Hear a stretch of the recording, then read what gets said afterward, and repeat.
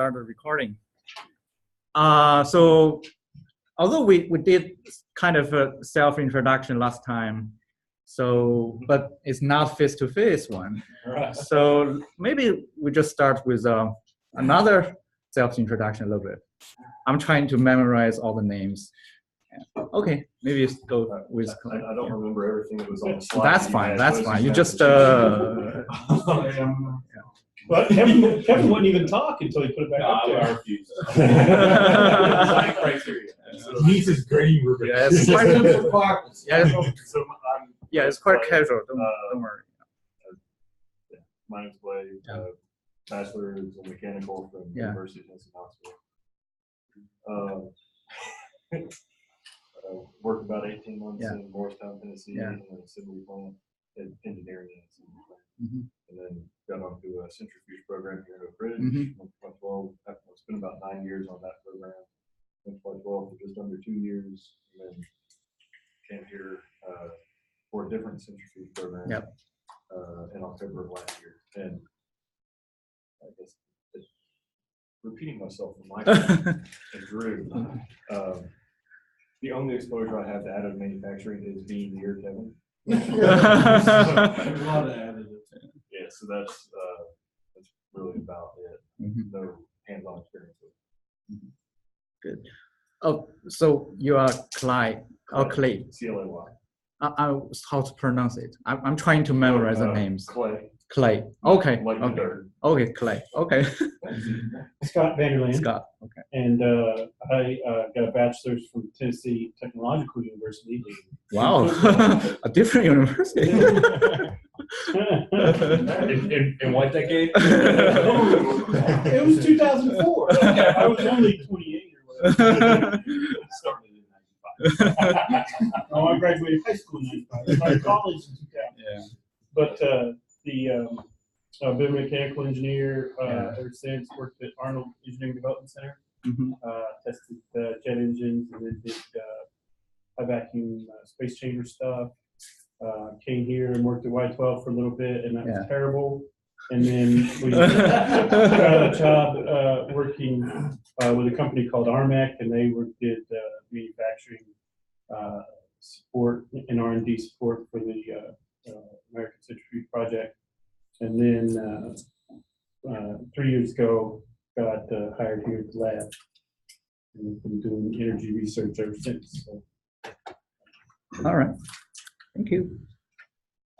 So my name is Michael Wedby. Michael. Yes. I am a mechanical engineer with a bachelor's from University of Tennessee. I was a design engineer for John Deere for about 4 years, designing construction equipment, CAD design, and then I decided to go to Y12, and it was go to Y12 or move to Iowa. Okay. You know, so I picked Y12. Maybe I should have went with Iowa. I don't know. No, I just did that. I like getting the Y12. Your results may vary. I like giving the Y12 guys a hard time. So I was at Y12 for 7 years. I was primarily a process engineer at Y12. Oh, good. And left Y12 to work on a centrifuge project here in Oak Ridge, and was there for 7 years. I was engineering manager and manufacturing manager, and left there in 2014 and have been here at the lab ever since. Mechanical engineering manager here at the lab. So nice. So what kind of manufacturing process you're dealing with? Primarily traditional subtractive. Subtractive. Okay. But for subtractive manufacturing, what I would say it was pretty high end. You know, high speed, high precision. Mills, lathes, mill turns, 5-axis, Some robots in 3-axis robotics, a lot of good stuff. Good. Very high accuracy CMM. Yeah. Nice, So- nice. Okay, Yeah. so it's my turn. So as you know, my name is Will Zhang, and actually I got my PhD from the Chinese University of Hong Kong in 2012.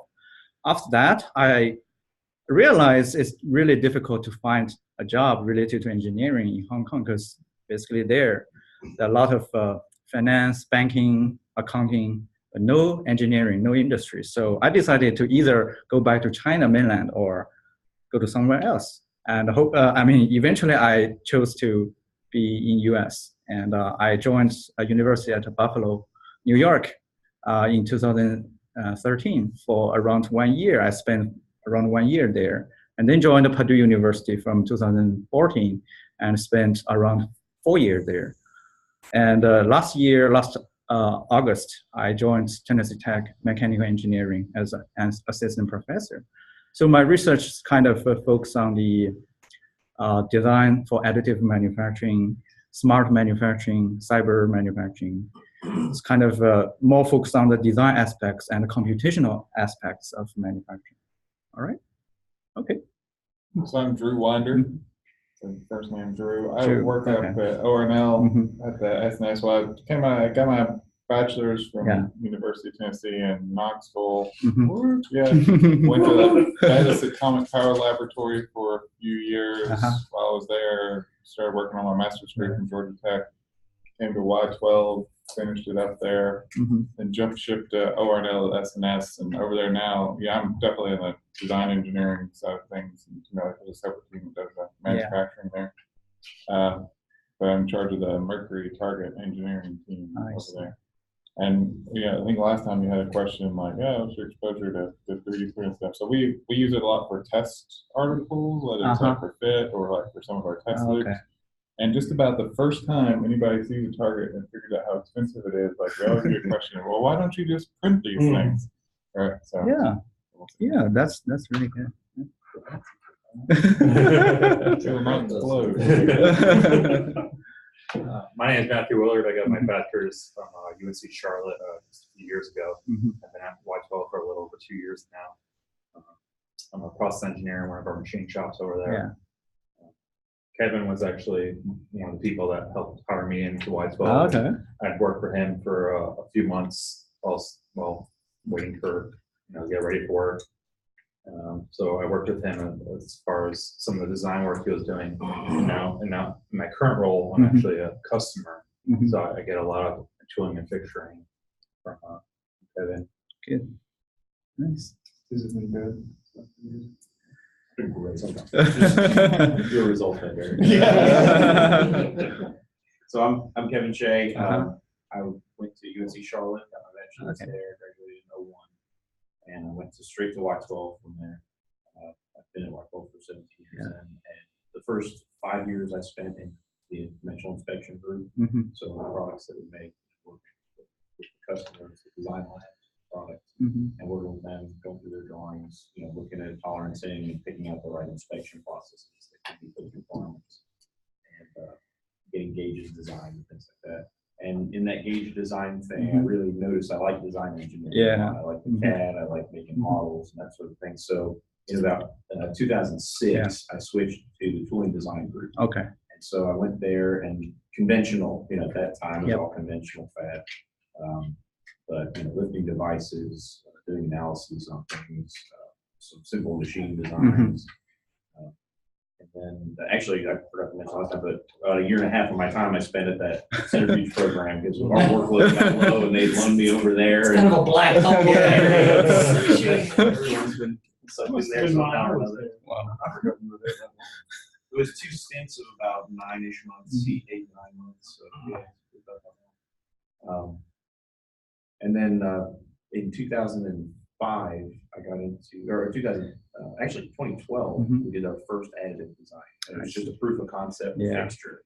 And we had ORNL make it on their 4-inch machine. Wow. Our first RCAM machine that they had. That's At a titanium. impressive. Yeah. And so we just had a thing on a desk at that point, and it wasn't really useful at that point. But over the years, we've started to find applications for additive where additive can serve an adequate function, material-wise and all that stuff. And so, my job now is to kind of find and grow where those applications are, and be sort of the design authority over those applications. What we feel. So, we got a couple of Fortis 450 FDM machines that are in our lab. Oh, that's good. And we make prototypes. Good. People have concepts. We make little things for them to try out, prototype. But then we also make functional tools. Nice. Oh, so I saw some examples in the demonstration facility. There are some tools, prototypes using additive manufacturing. There are some molds. So are these kind of printed by you guys, or? They do. Most of the stuff you see at MDF is theirs. If you went up to the SLM machine on the mezzanine floor, the SLM280, anything there was probably designed by me. Oh, that's really good. Yeah. I can bring you pictures. Yeah, that's good. A lot of the design work we're doing now is just focused on using our existing CAD tools and trying to make fancy shapes, but we're starting to get into some topology optimization. Oh, that's good. Use Inspire. Oh, you also use Inspire? Yeah, very little, but we use it. And I actually have a video that we did as a demonstration of that software. It's like 10 minutes. Good. And it's publicly released, so if you want to nice. Maybe show it. Nice. All right. Yeah, looks interesting. Okay. And chemical. Oh, okay. So bachelor's and master's degree, and I've been in nuclear engineering and R&D since 2000. Mm-hmm. So I've been involved with additive manufacturing since we tried to prototype it. Everything that's looking at making the pretty much they come to me when I want to burn something. Nice. Okay, so we are doing another self-introduction. So, Robert Cole, civil engineer okay. By degree, and licensed in South Carolina, worked over at Whitewell. Nice. Why not Tennessee? Because Tennessee charges you $400. Yes, they charge you $400 a year in professional privilege tax. Oh, really? South Carolina charges you nothing. So I will keep my $400 a year. Whitewell's not paying for it. Yeah. I'm registered in Nevada and California because they don't charge you. I'm also registered in the state. Oh, that's good. So hopefully I can remember all your names. I will try my best. All right.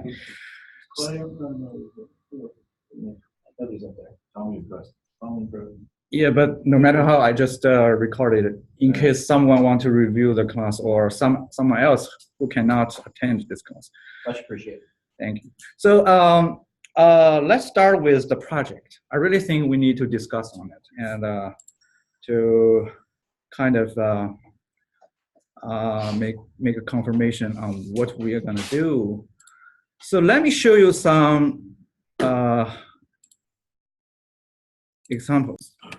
So this is a project done by my previous students, and basically this one is about a process of additive manufacturing using some those new material like graphene, right? Graphene iron, right? So basically this what they did is kind of, this is the presentation slides. What they did is they are trying to 3D print the graphenes, because graphene has a lot of good properties, but no one knows how to kind of additive manufacture it using that material. And let's skip this, maybe show you how they did. Basically, they develop a method using water to kind of as the binder. So all know the binder jetting method, right? So in this case, the water will be the binder, but water itself cannot kind of bind the material. So they freeze it, freeze the water into those ice. And during the process, they just maintain a low temperature, make sure the water will bind the graphene material well. And after the printing, they just melt. Actually, they're not using melting, but they make sure the water will be removed by a new process. And it turns out only the graphene will be there after the process. So eventually they will have something like, this is the one they just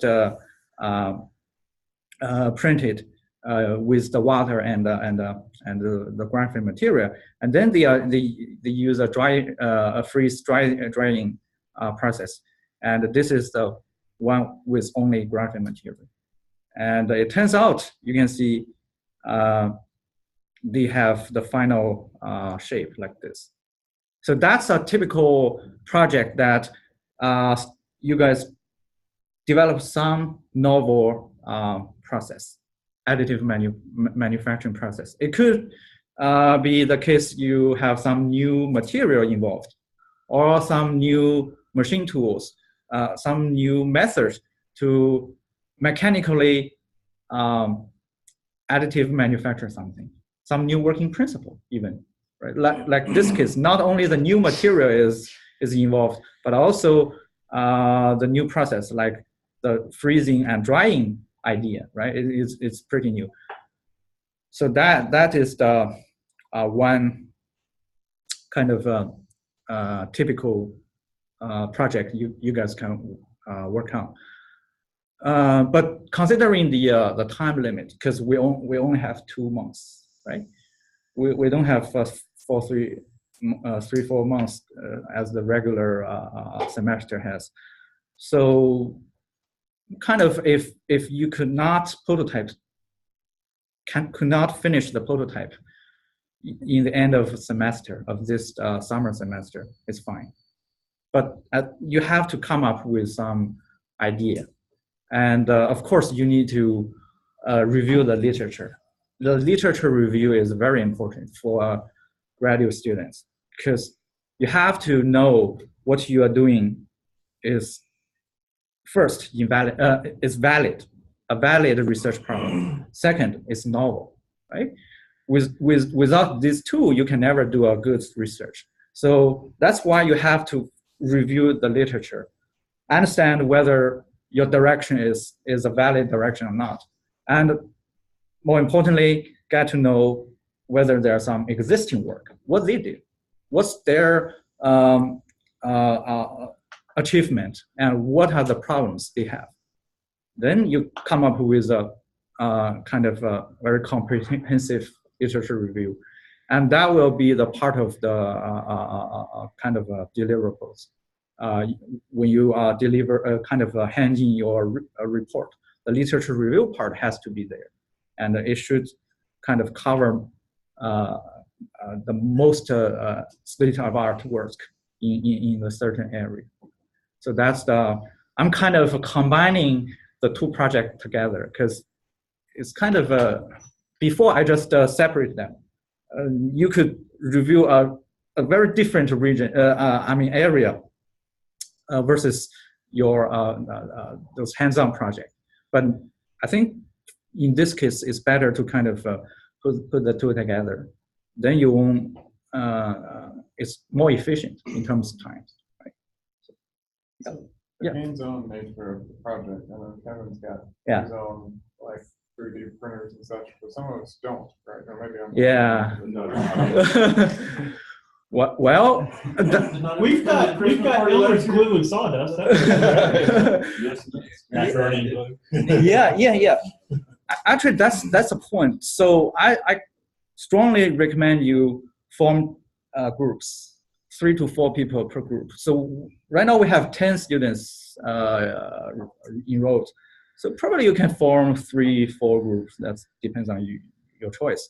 And in each group, some are good at design. So I heard your introductions, self-introductions, that a lot of you have the experience on CAD, on design. And some of you have the hands-on experience, right? And Kevin has the accessing to the 3D printing systems. So you guys can talk to each other and try to figure out a way how you guys can utilize all the resources you have. But if there's some difficulty, just let me know. For example, you design something, but you cannot print it. As long as you guys are using fused deposition modeling or even some stereolithography, I could print it for you guys. So you can just pass me the file and I can print it. But if you can print it here, that's the. So that's yeah. well, how do you get, it sounded like you're looking for some sort of novel method thing, and you're going to be printing it off of a standard 3D printer. Is there other examples? Of Actually, I have two sample work. This is one type of work. That is the novel process. That means you probably need to develop some systems or some kind of a new idea about the. Let me share the other one. Where it is. Another one is kind of a more application-oriented project or more design-oriented project. This one is kind of a design and 3D printing a mobile case. So it's, well, you don't necessarily to develop a novel or process like the previous one did, but you can utilize the existing 3D printing systems, but come up with some new design idea, come up with some applications. But please be noted that the application should be kind of, you have to justify why you put additive manufacturing here. I don't want, because I always emphasize this point. Basically, there are so many manufacturing processes. Why additive, right? You cannot just blindly apply additive manufacturing to all the applications. It doesn't make sense. It's not the optimal way to use additive manufacturing. So somehow additive manufacturing should have certain value in the application. So that is the, I would say, very important point for this kind of project. You have to justify that and try to find something new, because there are so many applications like what I showed you in the slides, right? There's so many stuff are printed using additive manufacturing. So what's new in your idea, right? And of course, it requires some skills like CAD, like topology optimization, and so on and so forth. Those things to make your idea better look, right? So these are two typical kind of thread for the project. One, the novel process material, and even material, right? Two, the application, more design oriented. So you can choose either of this, or you come up with something new. That's fine. Or as long as it is related to additive manufacturing and you can justify it, I'm fine. I'm open to all kinds of ideas. All right. Any ideas? Any suggestion? Maybe just show you a little bit. Maybe I'll show the slides better. I will upload both the report and what's this? What?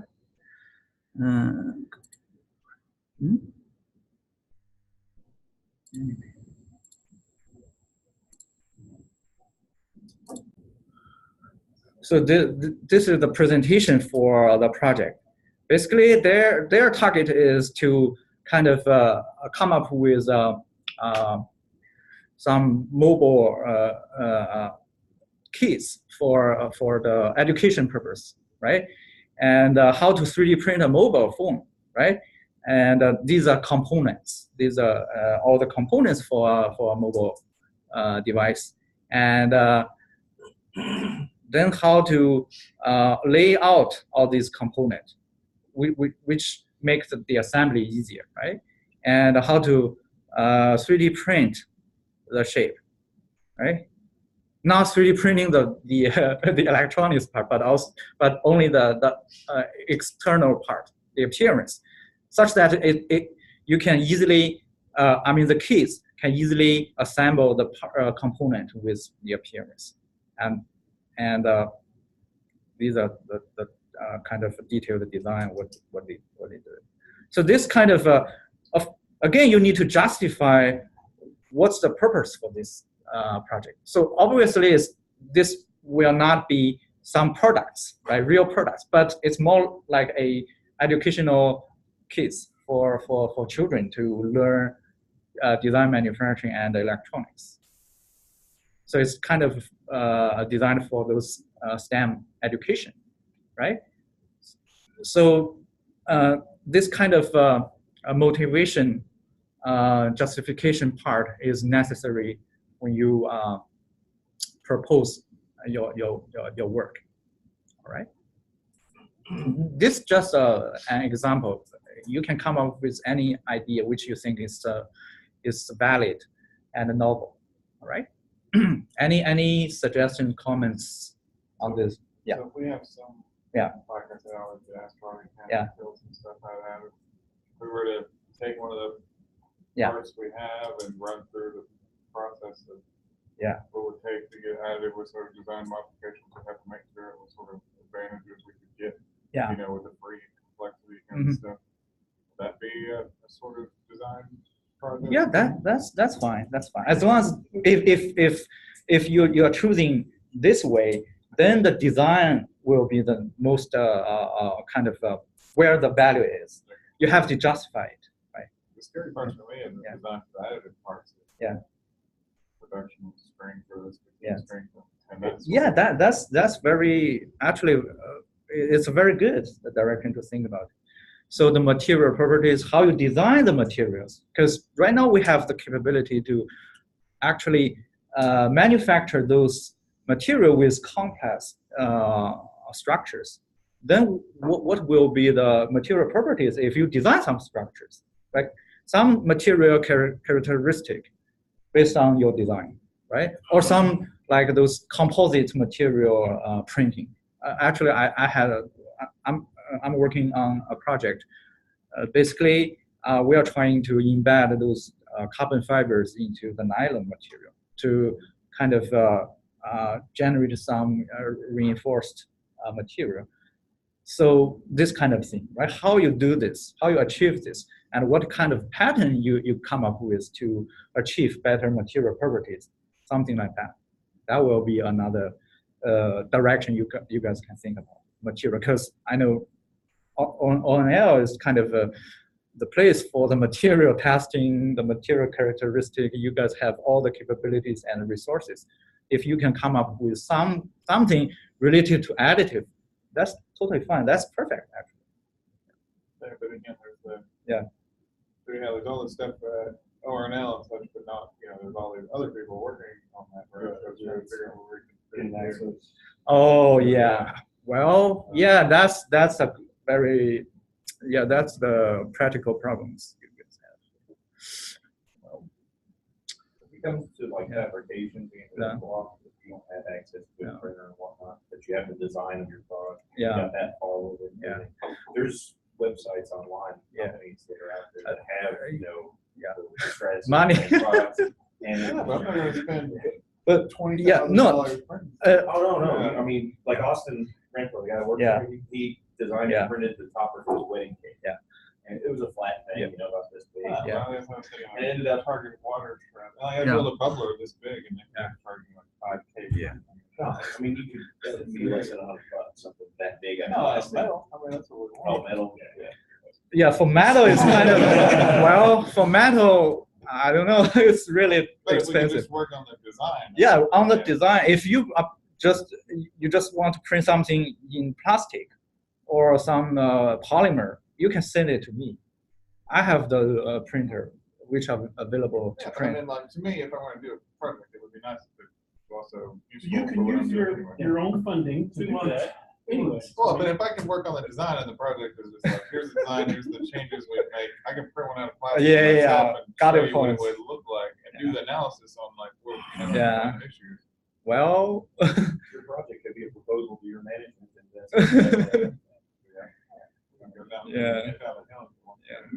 But the question now we have is, if we're going to do additive, is it going to work, right? I mean, that's the real thing. Like the I understand. We're going to change the design. I don't know. Maybe I'll write some stuff up. Okay, yeah, we can talk about more about it. I will try my best to help you guys access the additive manufacturing system, as long as I have. For the metal, I'm sorry, I don't have a metal machine, but plastic, polymers, I can do that for you guys. All right. Okay, that's the idea of the project. And if we go back to the our original plan on the schedule, let me share this as well.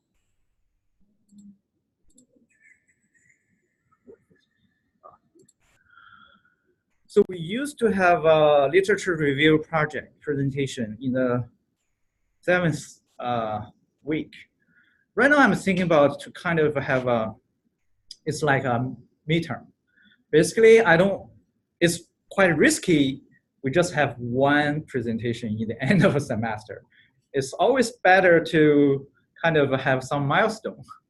Yeah, so this will be some like a preliminary presentation. You guys show me what you have done in the literature review, right? And how you form your idea on the project.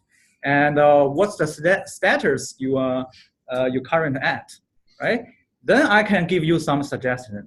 Sometimes you guys are doing good. Then there's nothing,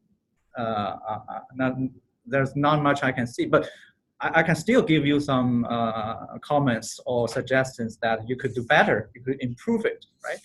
Or some of you kind of, you get late, right? You haven't catch up the progress. The progress is not good. Then I can give you some warning that you need to speed up in order to finish this. in order to finish this project on time, right? So let's do that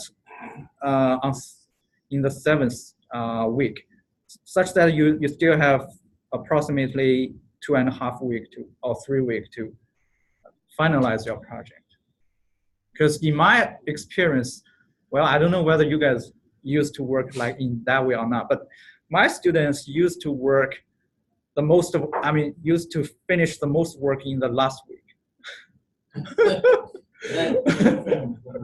Yeah, no, it's we are not in college anymore.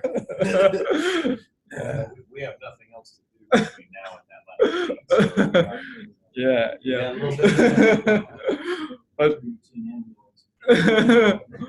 okay, but anyway, my point is, it's better to kind of work on time and try to kind of make progress in advance, such that we could have flexibility to do some adjustment, right? All right. So as I mentioned, because we only have 2 months for the whole term, summer term. So in the final implementation or the prototyping, the physical prototyping, also you guys may have some difficulty to prototype what you design, right? Or prototype your idea. So I probably will loosen up the criteria for the final prototyping. Yeah. You want us to present a proposal or something to you next Tuesday, maybe?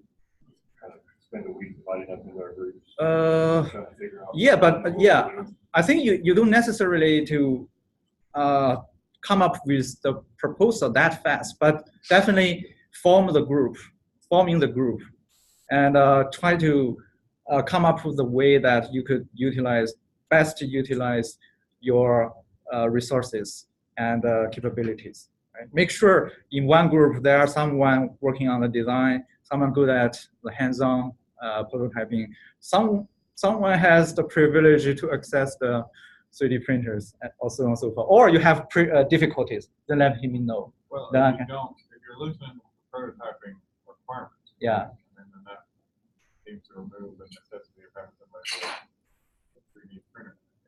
Well, I'm saying loosen means if you could not finish it, I could give you some consideration. I could consider about the situation, but it's always better to come up with complete project with the literature review, your the idea proposed, and what's your technical path, how you achieve that, and what's your result, and some discussion, right? That's the kind of a very complete research project.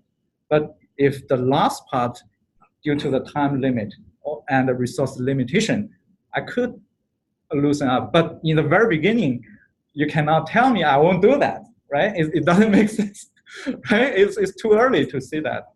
Just try your best to kind of figure out a way to.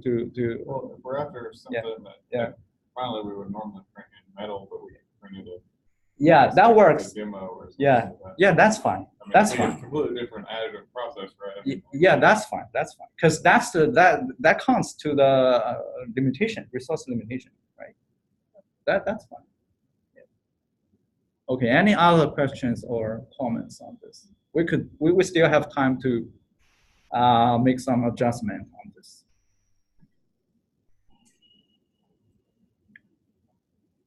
So for the 7th week, if necessary, I will come to here twice, both on Tuesday and Thursdays. Because if you have difficulty to present online, there's no problem for me to come on site twice that week. We're just doing presentations. Yeah. To see, like, if that's the plan. Yeah. Would anybody object to doing one double class? Or doing all year day?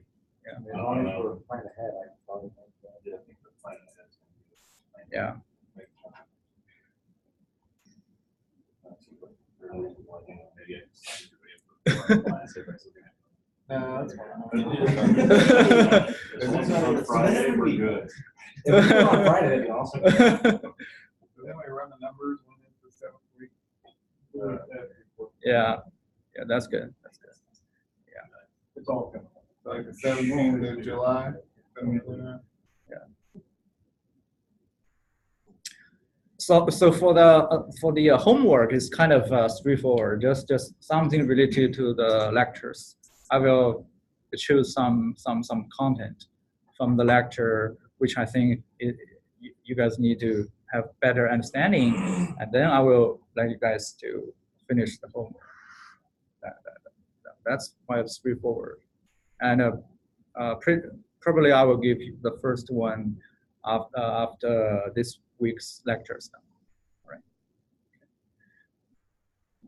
Yeah. So no exams. That's the point of this course. I don't think exams is applicable for this kind of class, because the emphasis is to understand, to think, and to do something. All right. Any other thoughts or questions? So far good. So far so good, right? Okay. Then we can. Okay. Definitely, I will update this syllabus and also the slides about the project, the requirements, and also I will update the sample project report and the presentation to iLearn. So make sure you can access iLearn. I upload everything there, so yeah, you need to figure out a way to access that. All right.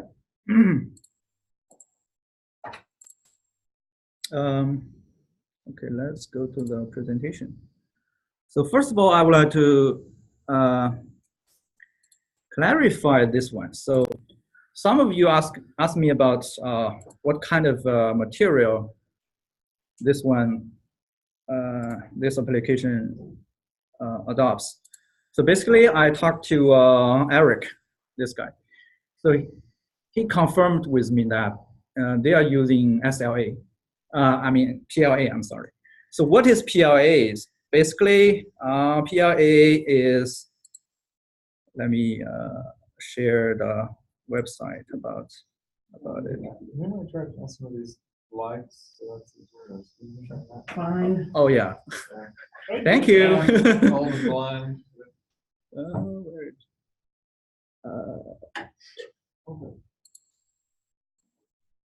Better, same, worse? Send them eye doctors. Send them eye doctors. All right. One or two.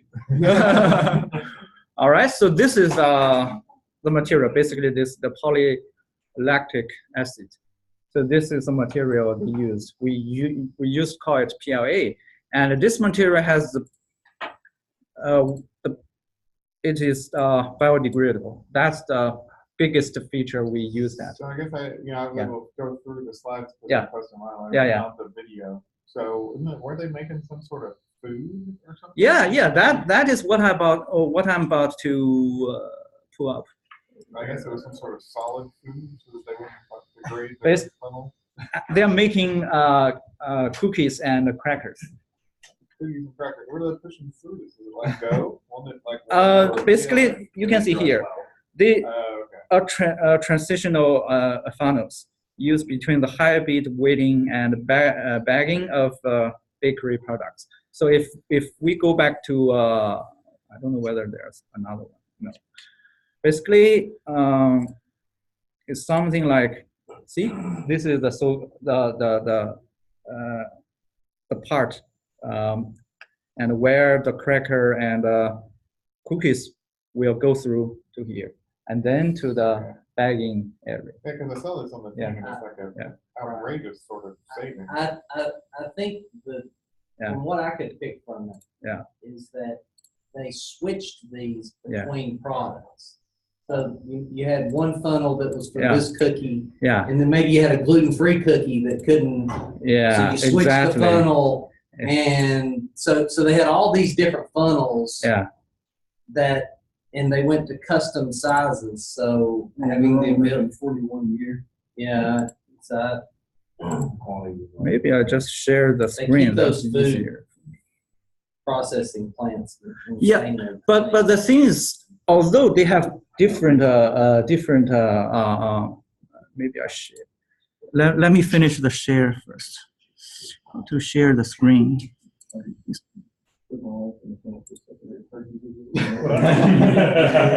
Anyway. Why would you do that again? But I thought it was the savings came from the fact that they weren't buying them anymore; they were just making them themselves. Well, yeah, that's one point. Because they found some. They used to work with some local manufacturing workshop to produce that for them. And what Michael's point is also correct. They have various of this, but another point is they only have a few, not thousands, tens of thousands. So there's no point to use like injection molding to produce them.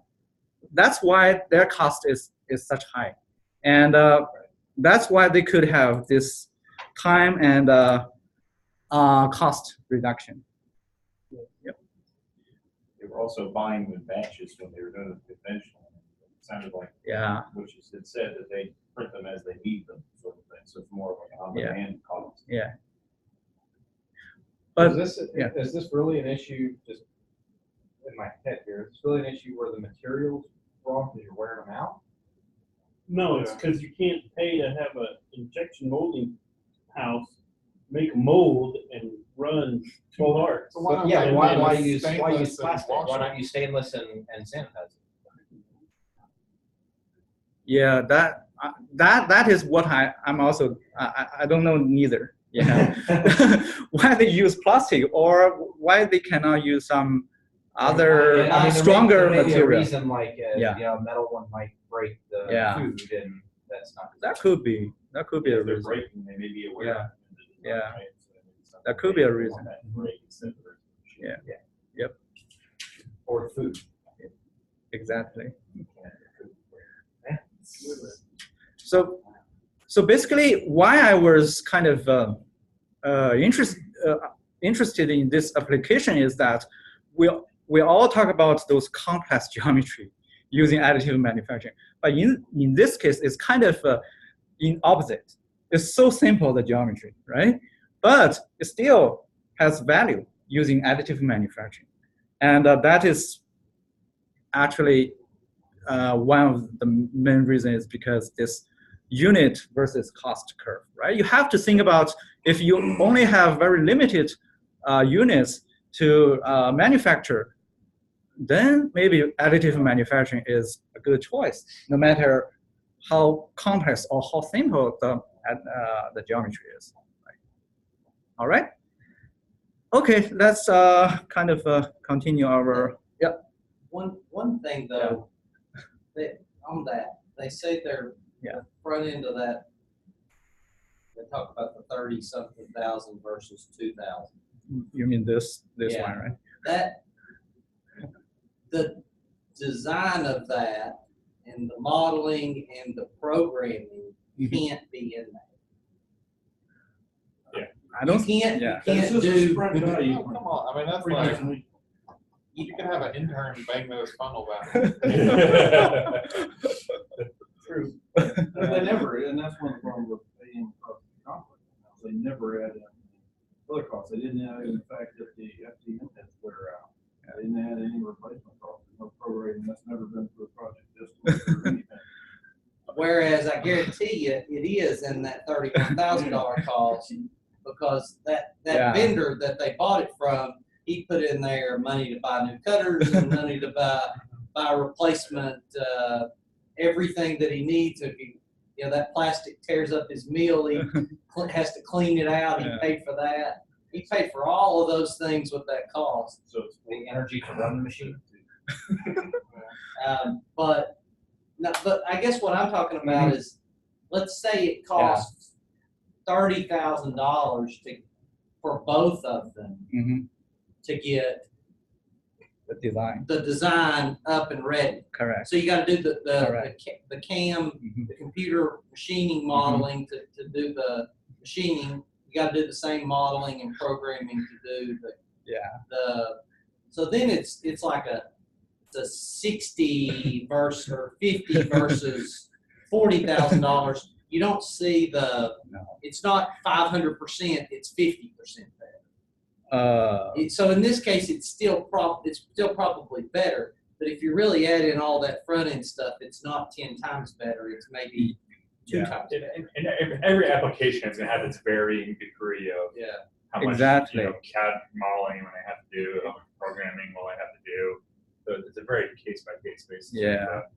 A lot of times, I do agree that whenever you see the whole cost savings things kind of thrown together, all they do is just take the cost of the materials like that without overhead. It's like that. It's like Six Sigma at Y12. Yeah, all the cost Y12 running for free, right? Yeah. Correct. Yeah. I remember that. Yeah. I'm go ahead. We've got good lawyers taking pictures of old equipment, broken things. You already have the phone. It's very easy to turn that to a model really quick. They weren't making anything. I'm not sure. Actually, this one, this design came up by this guy's team. Basically, they helped the company, this company, to come up with the design. And of course, I think that the numbers they put there, basically there are some exaggerated things there. Basically, they just, I think probably they just simply put how much the vendor charged them and how much the additive manufacturing cost. And I will make a point. Having done AM design and also working in machine shop and working with CNC programmers and all that kind of stuff, the design for additive stuff is extremely easy to do. There's canned software packages you'll get in your machine where you just take your CAD model and hit one button and it's ready to go. Well, a lot of CNC programming is very, very user intensive. You have to cycle all your tools, each individual tool to that, all that. There's a lot of, in my experience, a lot of the savings from additive on the design side is the fact that you can have an engineer be the programmer and be the person that fabricates. Whereas with CNC, you have an engineer design something, he designs it with someone else making it in mind. You got to put it on a piece of paper so that person understands every aspect of that part. It's only if you're a union shop, though. Usually the CAD guy and the programmer just go over there to the machine and run it anyway. Same thing. It's what you're doing with your AM machine. Okay, so In the real world, It's I mean, just that stuff you don't happens. have a, you don't have a union code for Raise your hand additive if you work for a manufacturing union yet. job. I wouldn't talk too loud because Yeah. you might have one. But Next bargaining unit. Having worked in the, the Stratus machines, Uh-huh. the Stratus machines, they don't have feed rates, tool changes, No, no, no. Like, You're right. Well, and that's the thing too, is though that, but when you get to the complexity is free stuff. yeah, Mhm. That's not free. It's design time, yeah. and so you've got Sure. a lot of design time, and then plus, Yeah. The uncertainty of the material properties is something that is Yeah. a big question for me. So, Yeah, that's If true. you're a company partnered with the community college, then the Then- students are paid to do the modeling for you. Exactly. It's a privilege of doing the Exactly. modeling. exactly, you're right. Is there any information on how these work long term? Well, they keeps on receiving grants from NSF, and also basically this college is in Kentucky State, and they got some funds from the government, so that's why they could keep on working in this area. That's why they include all the costs. That's the government subsidized Oh cost. yeah, oh yeah. There's some material strain. Yeah. Durability. Yeah. Are they going through more funnels than they have yet? But I do agree, even in some of these low unit type stuff. Yeah. Sometimes additive, when you throw in all the bells and whistles that you're trying to do with it, will be more expensive than if you just do it, traditional CNC or something like that, because Yeah. you're just trying to add in all this more complex stuff that Yeah. you really don't need. Exactly. You have to find a correct scenario Yeah. that if you do this, it adds value. Yeah, it really does something. And also another point is maybe right now, I mean, I don't know whether it's correct or not. Maybe right now, the printing process is easier than other manufacturing process, but the design really becomes the issue. To design for additive manufacturing right now is not easy, and it requires the skills, the knowledge, and also the correct concept. How you design for additive manufacturing? What's the best scenario additive come in, right? And also those softwares which can model those complex geometry is not that ready, I would say. The CAD software, the mainstream CAD software is not ready for additive yet. Although I can see a lot of development, but in general, it's not ready. All right? We will talk about more in the next sessions of class. All right? Maybe okay, go ahead. No. Yeah. Well, I mean, for example, is okay. So like the fuel nozzle was like the most impressive thing I've ever seen from additive manufacturing standpoint. But the other thing is that still seems like a relatively mainstream type design. I mean, it's still designed kind of in the same sort of tools and mindset. Yeah. But you've got one bracket in there that has got this Oh, hexagon shape and everything, and that looks very, very. That's where where it is. That is very. Let It's me a good example of no, it's not. what you can do with additives that you could not do. You mean this one, right?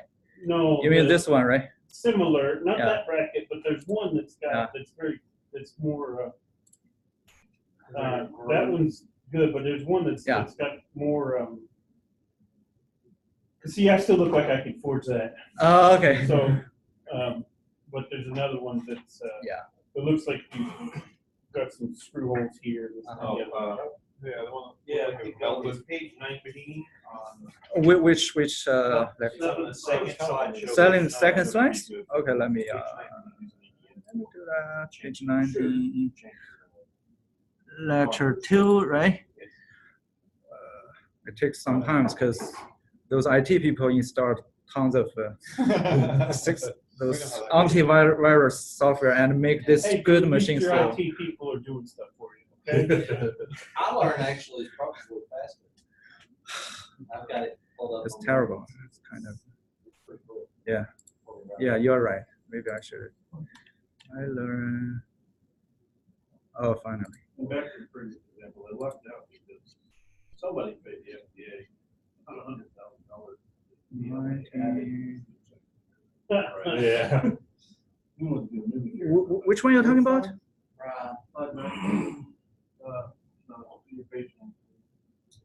Page 19 of PDF. And I would, after stereolithography. right, I would say the other savings is it. You mean this one, right? No, it's better. Traditional. Can you show me the picture? Yeah, it's after where you have Got the the FDM diagram of how the FDM. Oh, okay. It's 2 slides after that. Oh, okay, I understand. It's on the powder bed slide.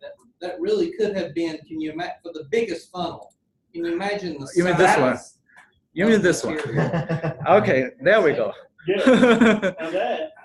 Yeah. That is a design that you would not think of with traditional methods. That is something that the 3D printer designer came up with.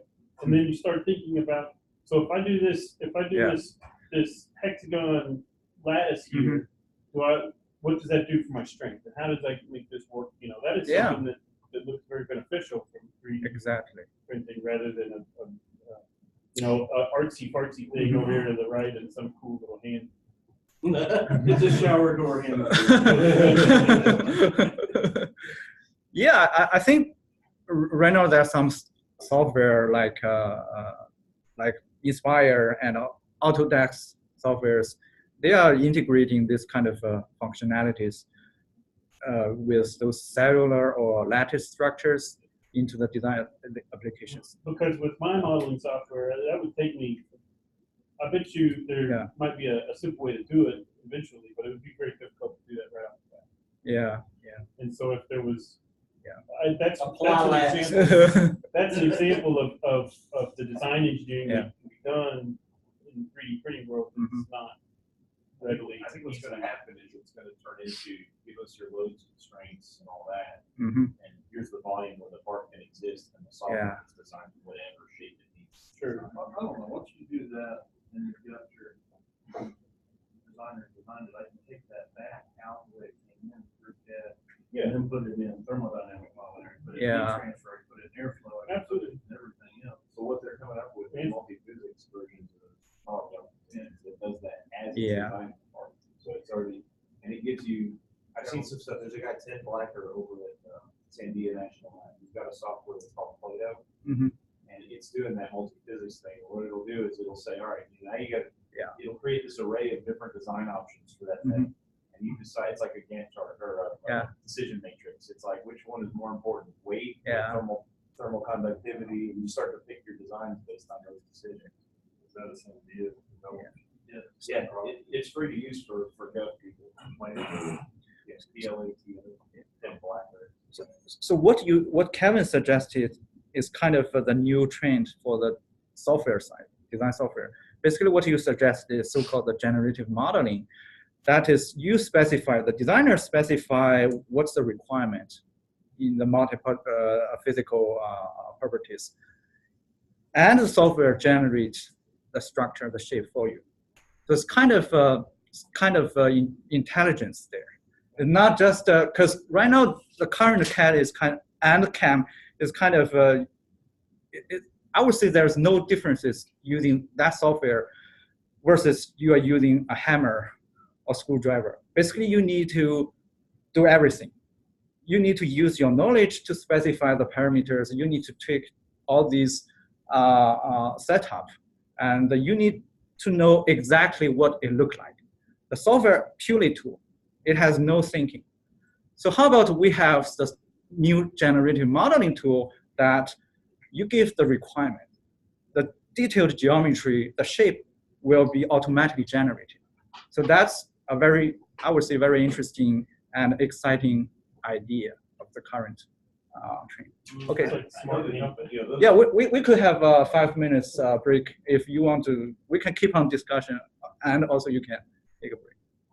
Well, I know some of the software companies do. They come up with these tools, but then the next thing is you have to incorporate the limitations of the additive processes into the design of the part, right? So you can come up with a design in those pieces of software that you can't print, right?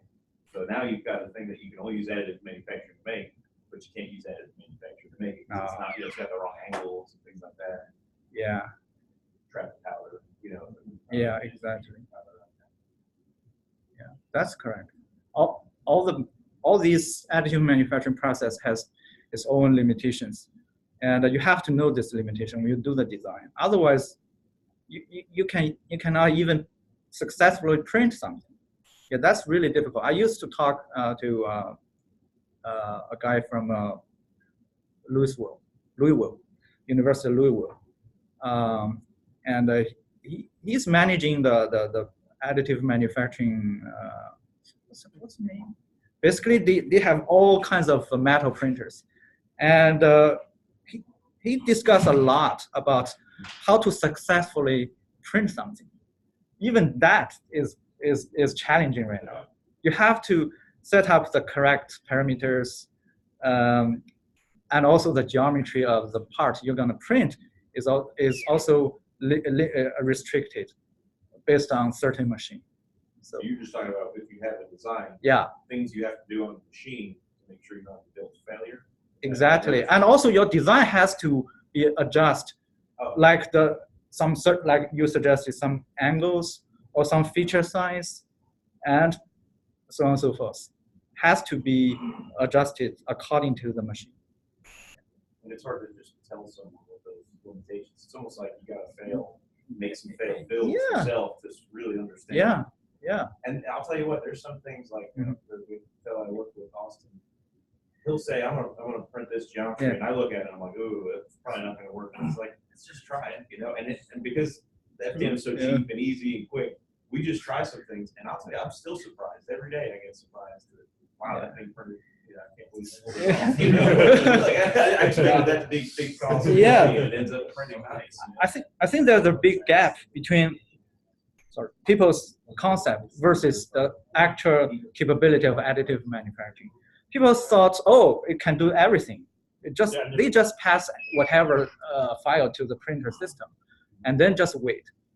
But in many cases, you cannot have the successful printing down there because there's still limitations. Although there are less limitation compared to other manufacturing process, but there's still limitations. Wow. What's this? Oh, okay. This was supposed to be flat on the bottom. Wow, that's really It's good. not flat. Yeah, that's a typical problem. Even for the FDM machine, if you print a big flat piece, like box, maybe this big, you will easily have those curved, those because the heat stress, thermal stress. So, We break over. yeah, break. Yeah, you guys. Some of the different post processing that we've looked at doing for parts off that as well. So they're all Yeah. I think there's one that's just raw printed, and then we had some hand polish, electro polish. Some of them got tumbled. Wow. So you can take them off. The electric polish almost even worse. You think it's worse? It actually was worse compared to this one? Yeah. Yeah, I agree. It becomes rougher, more rough. Yeah, that's weird. Yeah. I think we had someone take a profilometer and mark crossing, right? So now, unfinished, electro polished. Micro machining and tumbling. Yeah. So the tumbling, if you look at the inside, and that's got interior and exterior. Look at all of it. That's just a drain for more.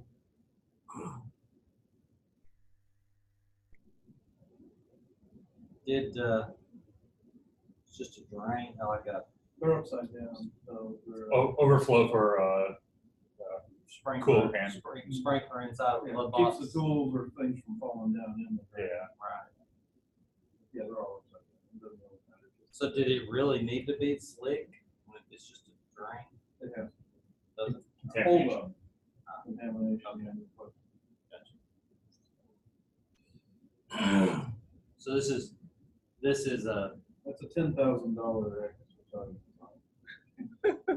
so that's a drain for probably machine inside the glove box. All the drainage. So you want to be slick.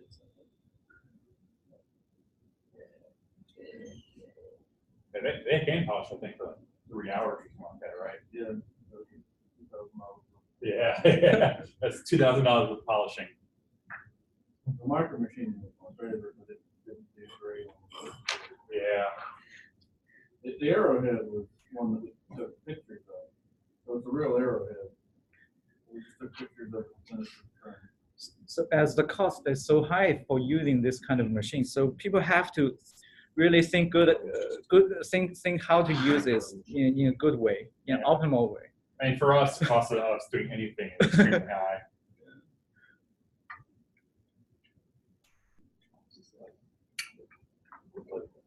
I don't know. Another cost that we would be thinking about too, in that funnel was procurement costs, right?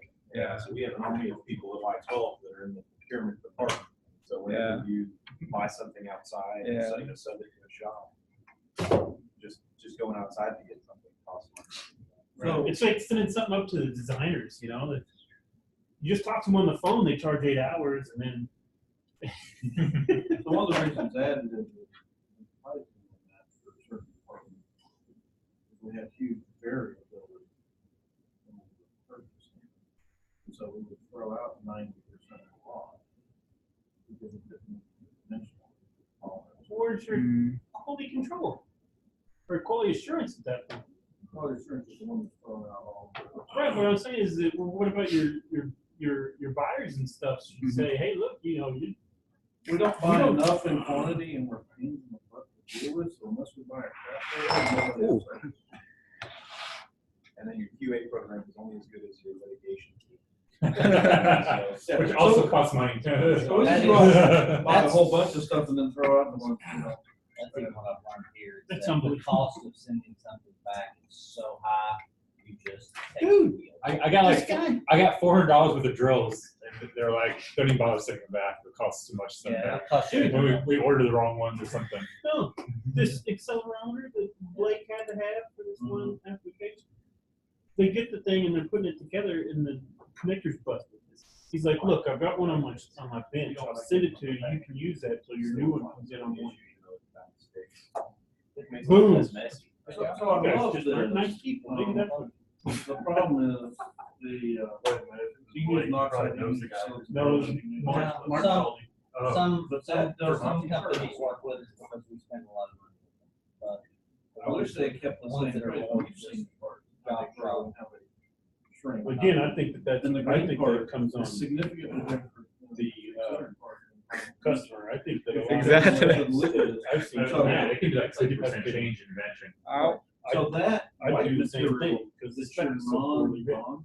Even the people Because, together. I mean, Has that's to the have the thing same too. coefficient of thermal expansion as the other stuff, where it cracks, and as soon as it cracks, that don't work.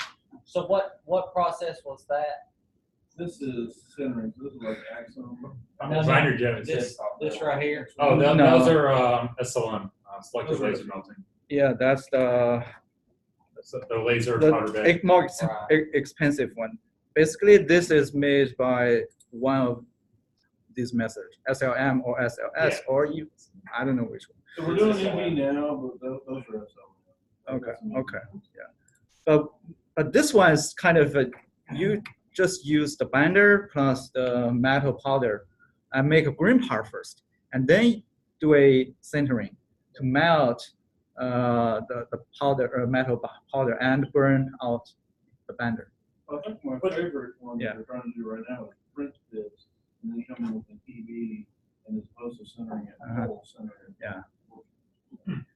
Well, that's the But- thing. But it's heat management. Right. yeah. Yeah, that's So that's- the key. But the thing too is that it seems like this is, Yeah. you would get better strength properties out of something like this, where you If you can actually. control the plant, you gotta take it up and work with it, and then some of the ones, they have the ability to close the So- chamber. So go, Right, and that's the thing too, is like with the one above, the SL, this stuff. Yeah. It seems like you, mechanically, it's not as sound. It seems like you would get some. You have to do post processing, you have to reheat it. You have to heat treat that stuff, Okay. no matter what. So, but do you get a homogeneous material when you're done with your post processing? Yeah. Such that you get the full material properties of the material you.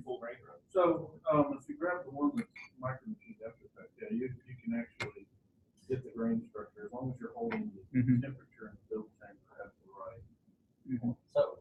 So this right here, Yeah. because I know nothing. I will just. So what are they doing with You this? missed the video? Yeah, you want to see the I- video? Yeah, I can show you the video. watched it, but You lay down layers of powder. Right. Basically spray the non-centering heat where you don't want it. This is the white stuff. Then when you heat it up, in many cases, it's wax bound aluminum or something else. The wax melts away and the aluminum centers. This one.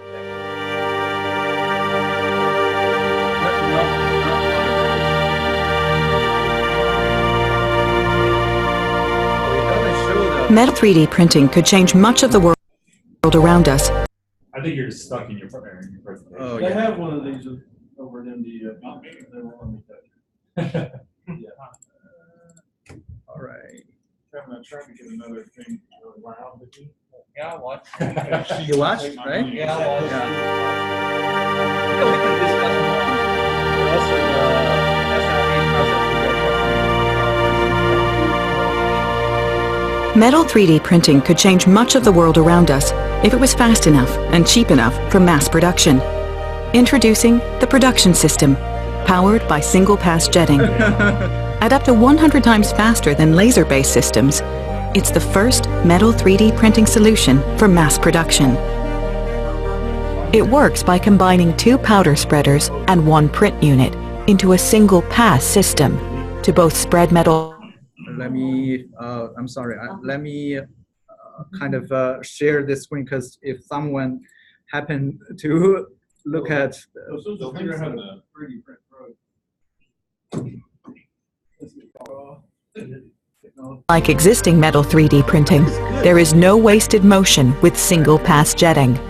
A single pass starts in the powder spreader, where a metering system deposits metal powder, and a compacting system forms a layer, as thin as a human hair. The print bar follows, jetting droplets of a binding agent. Millions are jetted per second, binding metal powder to form high-resolution layers.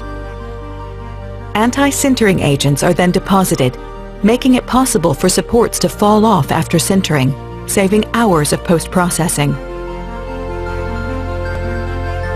Once the layer is dried, the process repeats itself. Single-pass jetting is bidirectional. We combined all the necessary steps for printing into a single pass, so that whenever there is movement, there is printing. This makes it possible to print parts in minutes instead of hours. Once printed, the brown parts are densified in a microwave-enhanced furnace. It combines conventional heating with microwaves to speed up sintering. A closed-loop thermal control system regulates temperatures in real time as parts are heated to just below their melting point. Binder is removed, and metal particles are fused to form a dense solid.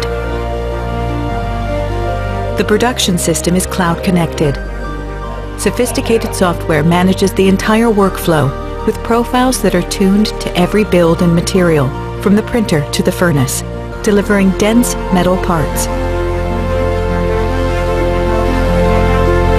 The result is sheer throughput.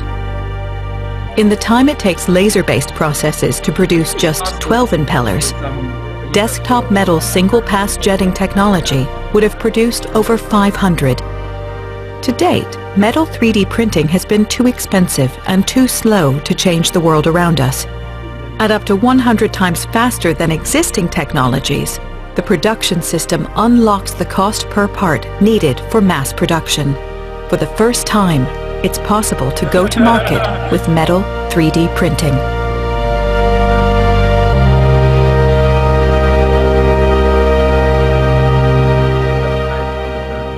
process, dirty work, just show the little shiny. All right, so a few machinists that say that too. we can also look at the where it is. I remember some of you have questions about this FDM, right? So not FDM, SLA. So there are two processes. One is top-down, another one is bottom-up, right? And as you can see, and further, we have for the bottom-up, we also have two variations. This is the original one. Basically, there's a horizontal motion to cut the part from the bottom of the tank. But this is the new technology, which is called CLIP, continuous interface. What's the name? CL, continuous liquid interface production. Exactly. Yeah. Basically, there's no such horizontal motion anymore because they came up with a new method to kind of make an oxygen layer in between of the latest layer you're printing and the bottom of the tank. So the material will never actually touch to the bottom of the tank. That's why they kind of solve the problem of the sticking problems, right? Is that part of the process when the laser hits the material and releases oxygen, or is that? No, they introduced that. Yeah. So they have like some sort of permeable membrane. Exactly. And they're able to do the math to figure out how fast they can pull it up. Because that thing goes fast. Does it really go that fast? Fast, a little bit faster than that. Yeah. Well, this is not that fast. Yeah. Definitely there's some speed up, but it's much faster than this one. Yeah. And another thing I forgot to mention last time is these two, the top down and bottom up, there's also another differences. As you can see, for the bottom up, they just project the whole layer, right? They just project a digital photo here to cure the whole layer, right? But for this top down, they use laser beam to kind of scan the pattern. I don't think that's necessarily required for the top down. You mean this one, right? Yeah, I mean, I think you could use the DLP stuff for the. But how could you? But how could you make one layer if you project the I think. Oh yeah, let me think. Then you have the same problem as this one has. Then you have to do another motion. Yeah, but right? It's still top down, right? I mean, I'm just thinking. Yeah, but how you? Yeah, you just have to get the light down there to activate the polymers or whatever. It doesn't matter if you do it striping or if you do it with like the DLP. Yeah, I agree. Yeah, it's still achievable. Yeah. But the thing is, this was early technology, and at that time they didn't think about this possibility, and they come up with this idea and kind of standardize it. But for this one, it's a newer, relatively new idea, and they just kind of use the whole digital image to cure the layer instead of the laser. Right. Yeah, and it's faster to project the whole image instead of the laser. All right, these are some interesting process we talked about last time. Did I show the video last time? But no, this one. Okay, let me show you a little bit because yeah, it's HP's. Yeah, you should. I showed. Okay. So basically, HP's machine is similar to the binder jetting machine, but I would say the unique thing is they emphasize on the design side. They came up with the new computational model. Actually, it's not new. The voxel is, I mean, kind of it's discussed for a long time. But how to link the voxel representation to the additive manufacturing process and application is relatively new. So voxel, I don't know whether you have some ideas on voxel. So let's see an image, 2D image, right? So you all know that on a 2D image, you have a lot of those pixels. Basically, the small square shape, right? To discretize the whole image domain. Basically, voxel is a 3D version of this pixel. It's small cubes, right? For a digital 3D model, you can use all those small voxels to represent the whole shape. So what's the benefit to use this representation instead of just the STL file? Basically, you can specify the material properties, colors, of all those properties at each voxel, right? So you could have it as long as, if you just increase the resolution, meaning for the same model, how many voxels there, right? You could have, for example, you have a cube. Let's say you have a big cube, right? You could have 100 by 100 by 100 voxel over there. Or you could have 1,000 by 1,000 by 1,000, or even higher numbers to discretize the whole shape, right? By doing that, you could have more and more precise control on the material properties, colors, and so on and so forth. So that really gives you the ability to kind of control what you printed, what you're going to print. Yeah.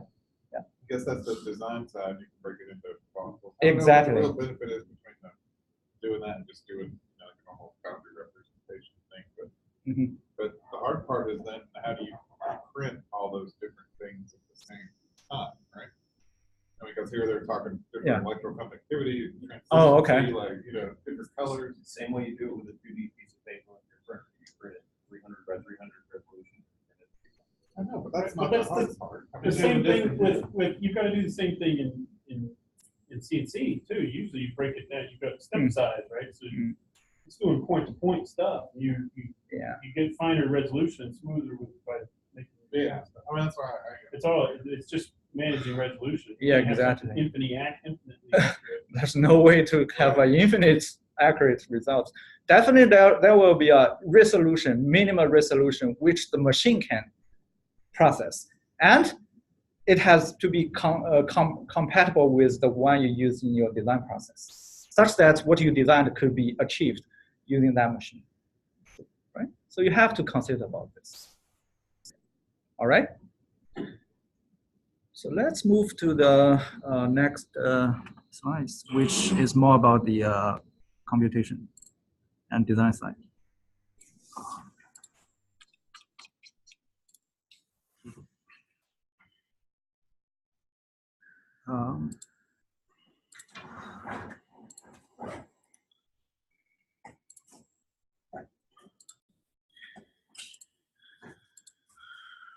So the generic process for additive manufacturing is kind of can be summarized like this. So you have a digital 3D model, which can be either 3D scanned or CADed, right? And then you can pass this 3D model. Probably, the most widely used format will be the STL format, right? Pass this STL file to some kind of a slicer, and the slicer will generate each of the layers and generate the infill inside the contour of each layer, and then convert all the contour, the infill, to the toolpath in the format of G code, and then the machine system of the 3D printer will take the G code and print the object to you. Of course, sometimes you need to do some post-process, especially when there are some overhanging features and there's some support material printed, right? For some other 3D printing process like metal-based, right? You have to sand it, polish it, right? And do some heat treatment as well. But first, you have to cut it from the base. That's the very first step. So that then what you obtain could be some products, possibly, right? So that's the generative process. Actually, this kind of whole workflow has been there for a long time, and it's still like what it is proposed even today. So you mentioned cut it off before you treat it. We made some pieces of metal printer. We just treated it and the faceplate. at Oh, the really? same time, just because we were worried about how much spring we were gonna get when we Okay. put it out. Is that weird? I have no idea because I just have one experience with those metal machine and Leaving it on is, Oh, because okay. like you said, you can maintain some of the Right, vegetative a little bit afraid we just Yeah. cut off the spring and we just heat treated in the wrong shape. and it will stay spring. Yeah, yeah. It works, right? Okay. All right. So I'm sorry, you brought nuts. These allergic, it says peanut free. okay. Okay. Okay. All right. So the first step of the whole working flow is kind of you come up with some design idea and then model the 3D object, right? I can tell you why somebody modeled that one. Oh, They okay. lost the battery cover to the back of their Right. keyboard remote. You Yes. found out you had to pay $70 for it. Well, Speaking from success. Luckily, if you give it long enough, their back eventually shows up. You just go, all right. yeah. Okay. So where else? Okay. Yeah, we could have the 3D model either by by using the 3D solid modeling software like those CATIA, SolidWorks, so on and so forth in Winter, right? Or we could just 3D scan some existing objects like the one shown here, right? You can 3D scan a human body and do some design around the human body, right? So Yep. then you end up with your own set of post-processing, doing like, make that model watertight. Yeah, that's still not easy, I would say. It depends on, Cleaning up the scan. Yeah. it's not easy. That is actually the point I mentioned last time. The very first step for a possible additive manufacturing application is the 3D modeling or 3D scanning, right? So if the first step is not that easy, basically it will shut down the whole opportunity that you can use 3D printing to do some neat things. This is not solved yet. Even this kind of problems were there for a long time. The arrowhead that does get. Yeah. The scan. There was a That thing, we made that. Yeah. It's something I did. Yeah. Oh, okay. You mean That this one? It was started as a stone Okay. arrowhead. Uh-huh. And I used just a regular point click Yeah. camera and 123E CAD. Oh, I know that one. 123E Yeah. And it cloud computed the STL for me based on that. But that was a very messy STL file. There's a lot of Yeah, I can broken imagine. facets Yeah. and all that. Yeah. But we had to do, like you were saying, we had to clean up that part. It was pretty tedious. We used Mhm. Magix, which is a $60,000 piece of Exactly. software. We cleaned it up. Use the free camera program and then it's Now there are some free ones, but they're not very hard to get. Yeah. Uh, Yeah. So do you guys still remember the one I showing you? I've shown you the teeth retainer and also the the hearing aids. Basically, why they can be successful because they solve these problems by some manual effort. The doctor will scan the data for you and then pass to the cloud-based server, and then they hire a lot of engineers who are good at CAD and this kind of modeling, and they clean up for the patients and the doctor, such that they solve the problem. So still a lot of manual effort there. Get that guy that's had a bad day. He kind of gives that one guy that fork it too. But in the end, it's because there's a product that people don't pay for money. Exactly. Right? They Exactly. don't have to have braces. Yeah. So the demand is there. Exactly. There's a need. There's a real need in the market. That's why they could afford all the extra cost, right, for the manpower and also the software. I heard someone speak from that earphone Uh-huh. company, Uh-huh. and the sales pitch for those devices, it's a heavy sales pitch to make you want one. It's just like getting high-end speakers, or they're like, Yeah. until you hear one, you really wouldn't understand. They're trying to get you. And the only way to get one is to have your ear scanned because, you know, his isn't going to fit my ear, so I can't try it and find out. So, you know, again, it's a niche market. It's a toy business, right? That one is the toy business. Yeah. Okay. Well, I would say there are still a lot of challenges, even in this very first steps. And then the second step will be the conversion to STL. And well, I think that's kind of a pretty standard step.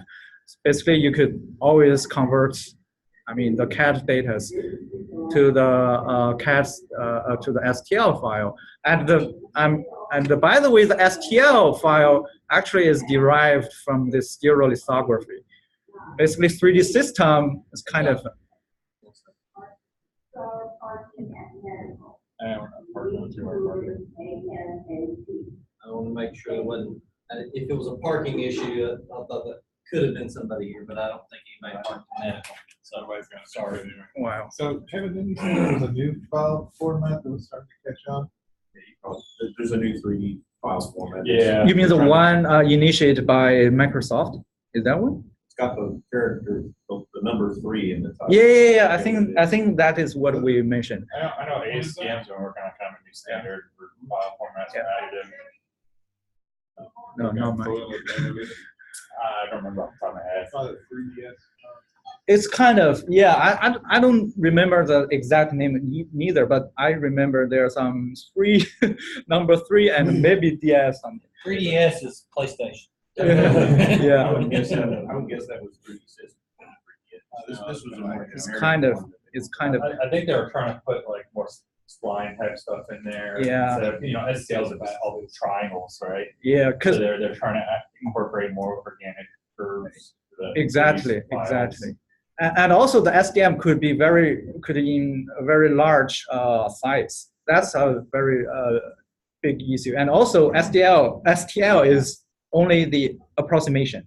So if we are talking about some application with really high precision requirements, then that could be an issue. And also there's any material properties associated with this. So how to associate the material properties with the 3D CAD file, that's also another issue those new format want to tackle. But anyway, STL is still the one which is the widely used, right? And well, let's try to go through this process based on STL first. We can talk more about others, right? Basically, the STL is kind of an approximation of the solid software by using a series of triangle facets, right? So that could be errors, approximation errors, due to the discretization of the surface, right? So here shows a typical kind of ASCII format for the STL, and it's pretty simple. So you will go through each of the facets on the file, and here shows the normal of the facets, and then the 3 vertices, the 3D coordinates of each of the vertices, and then that's it. That is all. That's all the information for the one facet, and you just list out all the facets. One by one. Keep it so that you know, like they're branded or something. So Yeah. Exactly. The order of vertex is in the anti-clockwise direction, such that if you just do a dot product of the 2 vectors formed by the 3 vertices, you could have the facets normal. But there's I would say a kind of problems for the STL file. That is, it has a lot of duplicating information, right? For example, for the one vertex, there are probably several associated facets, right? So in STL, each of the facets the information will be put there. So that means for all the facets, the information for the same vertex will be repeated. So that's a really kind of a redundant information there. But it's very simple. and it is I would say the very early file format. So that's why it's used so widely. But again, there are some new stuff coming out to kind of try to come up with some solutions to the problems of STL. So to check each of the facets, as I mentioned, you can see for each of the triangle, you have the 3 vertices and also this normal vector, right? And if you form 2 vectors using the 3 vertices, and you could have the normal as well, normal information as well, right? So here shows tessellation examples. If you have a cube solid file, this is one possible tessellation when you convert it to a solid STL file. And obviously, if you want to have high precision model, you need to increase the number of the facets, because we are using a plane, which basically is triangle, to approximate a surface. So it's kind of a linear approximation. So that means the more facets you have, the more accurate this STL model will approximate the original 3D surface. All right, so this is quite standard. Then the third step is transform the STL file to a additive manufacturing machine. And you have to prepare some data. First of all, you have to determine which direction to build up, right? Actually, that is important sometimes. For the same model, if you put it in one direction, that could some requirement for the support material. But just by simply reorienting the model, you could eliminate the support significantly, right? And also you need to scale it and position it according to the platform, building platform. And a good packing could save you the space and time, right? Especially when you are working on some so-called mass customization, like the teeth retainer case, right? You are printing a lot of different models. Then you need to pack it in a good way. Right? Actually, there are some efforts, research and software. They are doing the optimization for the packing. They will reorient your model and try to pack it in a very compact way, such that it saves you time and material. I mean the space. I wonder if they picked up like the UPS, packing boxes in a truck kind of. Well, strategy. Yeah, that could be. That's actually be a pretty hard problem with packing. Like a bunch of the car companies are working on it too. Like now when you open the hood, all the crap is packed in there really nice. Optimization. Exactly. Stuff is. Or you have these weird shapes. Exactly. Go down bumper. But try to think about it. In the most of the case of the 3D printing, what kind of assumption you could make such that the packing problem could be simplified? When you say pack, yeah, talking about how they're nested on the on the platform. Okay. Yeah. Think about it. Yeah, let's discuss on this. Because you want to do as much batch processing as possible. Yeah. You want more in the movement. You want more material laid down in one single pass. Exactly. Yeah. We run into issues with the way you orient your build. Yeah. You can, like, if you have a long part in our porters machines, machine is basically, you're looking at it, it's cold, hot, cold. It's hot, cold, right? So if you have a long part and you lay it straight across this way, you're going to end up with warping. Whereas if you turn that long part to go front to back, you're more likely to get a successful build. And then also on the metal side, we've had issues where when you're removing the builds with EDM, you use the electro machine, you get the wire EDM to get the parts off the build. The machine, now this is a request from the Alpha 1 shop. And the machine is at Alpha 1, they wanted parts to be lined up such that all the parts would become separate roughly at the same time, so that they only have to visit the machine every so often, right? And, well, I mean, it's getting to that. Well, it's a good thing. gotta take a break. I mean, Sudokus don't solve themselves. You know, we need coffee, paper, I mean, But there's only a couple what hours you're a day. avoiding, well, what you're avoiding is the guy standing there watching the machine, Yeah. right? Waiting for the next part to almost come off. Because he wants to be there and make sure it doesn't cut the wire by accident. Parts. So there's other technical considerations, not just can it fit in there, but So packing, you go simpler shaped cylinders or, you know, or spheres. Or Exactly. You could find some convex hull of the 3D object. Convex hull means the smallest convex shape to cover the 3D object. So using that, the computation will be easier and more efficient, right? That's a good point. And also, actually, I used to think about some research on that. Basically, in certain application like the customized teaspoon aligner, so basically what you print over there are quite similar to each other, although they are different in detail, but it's quite similar to each other, and the height is kind of consist. So it's possible to kind of just find a projection in the Z direction of all the model and just use the 2D contour, the projected contour, to do the packing, such that it will make the computation more efficient and easier. I used to think about it, but when I saw software launched by Autodesk, and does it for you already. All right, it's fine. Yeah. Next time I will be quicker. Okay. It's also opportunity. Yeah, if you can go more complex in 3 dimensions, right? Because I've looked at the chip cam.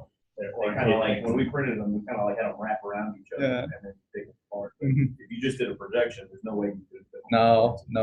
Yeah, so that that's why I have to kind of constrain my application, right? The kind of the domain of the the application. It has to be certain type of application. It's not a general solution. But for that certain type of problems, it could achieve a significant speed up.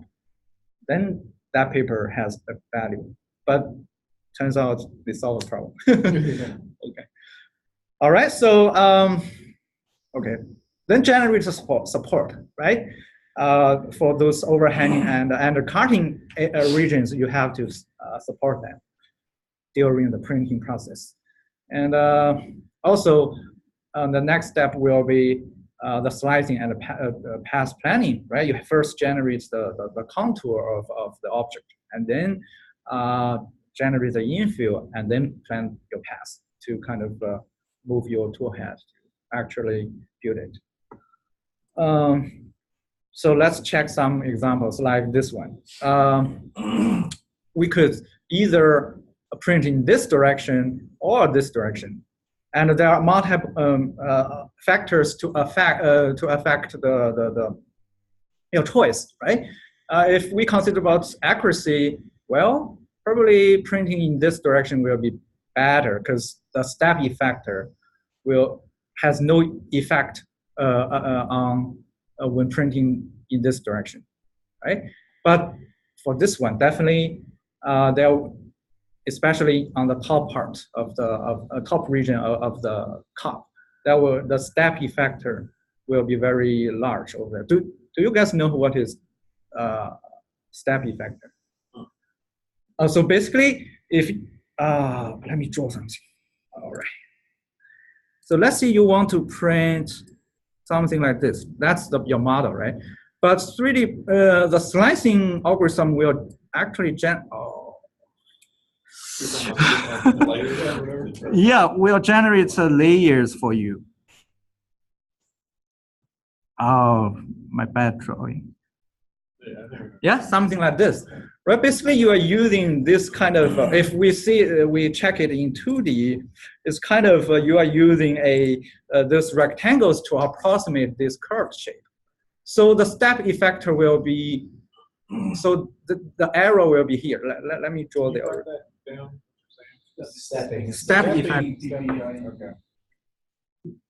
It's essentially a difference of, See? Like staircase. it's a difference. Staircase.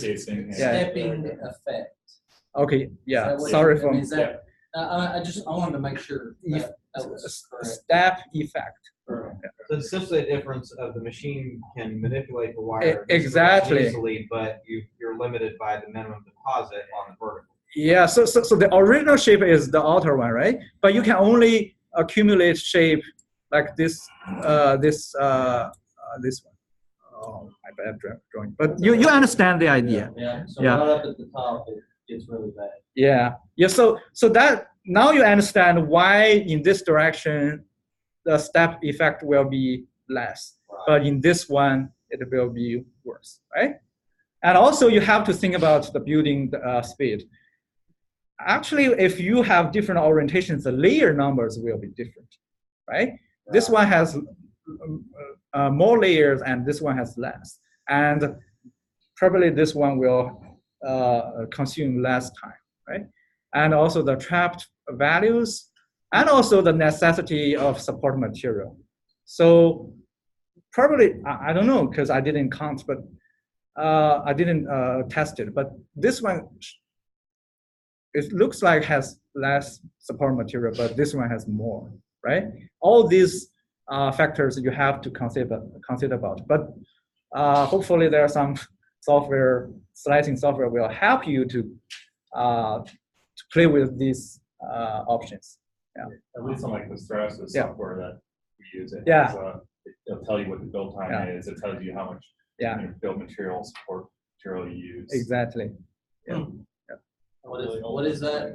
The software for the Stratus machines they have their own proprietary software package that will take the STL file, put it on the build plate, and then do all the layers. Yeah. Support structures and all that. That website I was talking about, if you want to get a part made for yourself online, it has a feature. You can pick the orientation you want. It also says, tell me the best orientation. So I think it crunches numbers behind the scenes. Yeah, exactly. That's how it's cheapest. I don't know if it's cost or profit. Profit. Does it just says best? And also there are some other things like the mechanical properties. When you choose different orientations, that could be different mechanical properties due to the accumulation of the material, the way of the accumulation of the material. And well, that's still a research direction. It's still an open questions. All right. So for the support material, right? As you can see, all these kind of geometry will require support. And in one word, the facets whose normal are in a certain angle relative to the building's direction, and the specific angle will be when the facet is facing downward with the material above them, right? Basically, it's quite obvious. You definitely need something to support them, but not for all the process, right? For some of them, like the powder base, some of the powder base, you don't need that.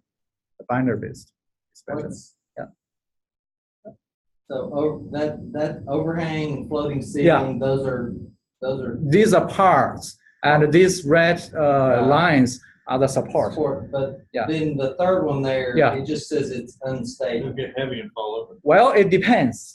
Depends on the angle. So we usually 45 degree is a criteria, but it's not universal. Okay, I got you. It's not bad. That's just a different type of. It would be unstable. Yeah. Exactly. Yeah. If the angle goes smaller, right, it will become more and more unstable. All right. So for the SLA process, the stereolithography, basically you need attach the part to the platform. That's why sometimes you need the support material. And also you need to support the overhanging features of the geometry and to create a space between part and the platform. So such that it prevents the blade collisions, right? So it's kind of this kind of purpose. Blade, you're talking about just the blade that's out. Yeah, exactly. The blade will kind of smooth the layer of the liquid. So for the slicing, as you can see, here shows a typical look of the sliced model, and each of the layer is kind of this thin plate, right? You just need to deposit the material in this shape for each layer. And not only the kind of the outer boundary, the contour, but also you need to think about what are the patterns inside the contour, right? That is the so-called infill. Actually, there's some research. They are trying to optimize this infill according to maybe topology organization or some final element analysis to have better infill, because this definitely will affect the material properties, right? So, but here the exact pattern is kind of the most commonly used ones, right? Just give you some idea about it. And also, when you optimize it, another requirement could be the time, because you have to kind of minimize the process time for the manufacturing. Okay, I may stop here, and if you guys have questions, then we can, or you have something you want to discuss, we can. I know it's kind of stressful to have a whole 2-hour sessions. That's why I'm trying to kind of discuss with you guys. It's fine. Yeah. Optimizing the the direction of the path, I would think that it's very much like laying hardwood in a house. You want the longest direction. Mm-hmm. You want the paths to be in that direction in general, because less changing direction. No. How much of a thermal concern do you have? Because you get a thermal shrinkage. Mm-hmm. So it's the whole thing about you can't have this end cold and this end hot. Some of our parts, let's say you're printing up this way, the top where it's hot is significantly different. You have to pay attention to all that. That arrowhead was printed at 15 or 30 years. I think that it's printed at an angle to stop that surface. Come on, what happens? Yeah. In the powder and the SOS. Yeah. But we don't like to print like where you're trying to get your stress strain, where you're trying to get, but if you print in long lines, Mm-hmm. the base may not still be in there. Mm-hmm. You want to try and keep them close. So you may get greater stress. So that long lines probably optimizes time, but nothing else. Right. Yeah, and if that doesn't affect time, so that machine moves so fast and changes direction so fast, I can't imagine that really affecting time too much. Well, the deposition machines helps. Well, in the FDM, you might want to like change, like if you're not doing a solid infill, you know, you're Right, doing yeah. hollow, you might want to do this way, this Right, way, and this then the way, next layer goes the opposite direction. It does that anyway. Yeah. Yeah. Yeah, it makes Yeah. you can actually set. Well, you- parallel. Yeah. Right. Yeah. Wow. And the metals, typically the metals have a small pattern they print, and they print that at various places around parts. So say you have a big disc, Mhm. it's going to do like a little square first here, Yeah. square wow. here, square here, and it's doing that to dissipate the heat better. Right? So that, because if you just did it from one end to the other, you're going to Yeah. create this massive wave Right. of heat. Yeah. It's going to have to. You have a weight, you have a head chip. Other thing I haven't talked about is steam modification. Don't want to start and stop everywhere in the same place. Exactly. Right. Exactly. But sometimes it's a weird thing going on. Also, the way you achieve the motion of the printing head or the laser direction will also affect the time. For example, if you mechanically move the printing head, like the fuse deposition modeling, well, probably this kind of infill tool pass will have larger impact factor there. But if you are using some lens to kind of control where the laser goes to, that will, I would say, that will have less restriction on this tool pass. Go back to the previous. Yeah. The one more. You mean this one, That right? one. Yeah. The other thing we've had is your material and your base material may lock together almost permanently if they're not down they're shrinking and Yeah. expanding at different rates. You're talking about the infill and If you have a floating ceiling, well, that's basically a lock. You mean this one, right? okay. And you can lock them together, or they can Oh, okay. automatically pop themselves apart Just through the just thermal. through the. Yeah. That have similar. Yeah, you could. Oh, Actually, there are some very good I mean, there's some design without assembly, but it achieves some assembly or some motion joints. It is because you have the solutable material like support materials. So you just print some support material in between of the two parts, and then you just remove it by put it into some solution, do some post processing, and then you have the motion achieved. Yeah. There are a lot of ways Can you integrate, so I'm way behind on all this compared to the rest of it. We got you, Mike. So Yeah. can you, are there systems now that you can like do metal and then lay down like a plastic support structure and then do more metal and? I've not seen anything. No, but you can put two different kinds of plastic, like maybe you put PLA and you'll put like ABS, you know, and that way you Yeah. can just have a biodegradable Yeah. support. The closest one probably actually was the metal powder inside of plastic. Most of it is all compressed. Yeah. Okay, so normally if you have a metal part, Everything's metal. the support structure is metal also. It's all Yeah. welded to the base plate. Yeah. So you've got to either mechanically break those supports off, and take the part off, or you cut it. Yeah, actually, for the metal, I didn't see many those multi-material applications. But for those polymer or plastic, there are some work which some system which can print objects with different material properties at different locations. We're starting to see the metal, especially with electron beams. You can do different. I think it's tough because the melting points are so different, the Mhm. metals Mhm. versus the Yeah. the plastics. Well, Exactly. Especially anything powder related. Well, You can do direct, you can spray it. Mm. it's really more like samurai. You need a high carbon content.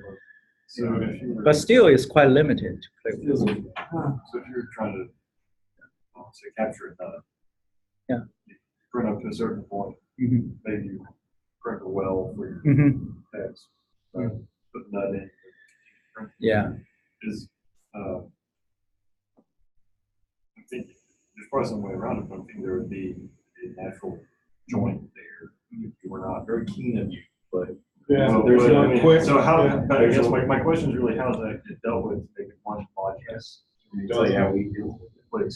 So when we make a hex nut and we insert it, we print a little wafer that's the hexagon shape of the top of the nut. We glue that to the hex nut Mhm. and we put it in the oven so it's warm. Wow. Okay. And then we print the part when we get our paws, Mhm. it's a magnet stick, pick up that nut, put it in so that the top plastic layer that's glued to the nut is at the top. Mhm. And you design it such that all those layers are, Mhm. are at the same. You actually Yeah. want that wafer, you want it just a little bit high, Mhm. right? You don't want it too low because it's not going to Yeah. look good. And then you just continue your build. And it's smart to wait a little while when you do that because you want everything to come back up to that natural oven temperature. You want it to be up top so that you get good fusion. So you're really just trying to match the temperature of everything. That Really the material, because when you're extruding the plastic, you go over the metal nut, it's not bonding, it's smearing, right? It's extruding and it's creating this big blob that's going to end up somewhere else in the part. But by putting that hexagon wafer there, you're giving it something to fuse to, just like it's overlaid in material. How hard is it to get those nuts?